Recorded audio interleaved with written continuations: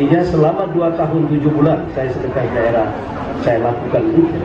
Nah, isi dari memori itu, itulah pertanggungjawaban apa yang saya lakukan selama lebih kurang 2 tahun 7 bulan itu.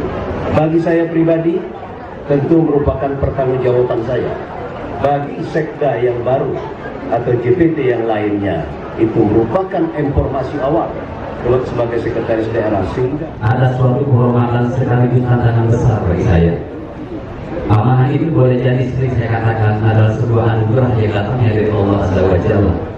Boleh jadi amanah ini merupakan suatu musibah. Boleh jadi amanah ini merupakan suatu ancaman kekotoran yang akan menjelang bagi diri saya.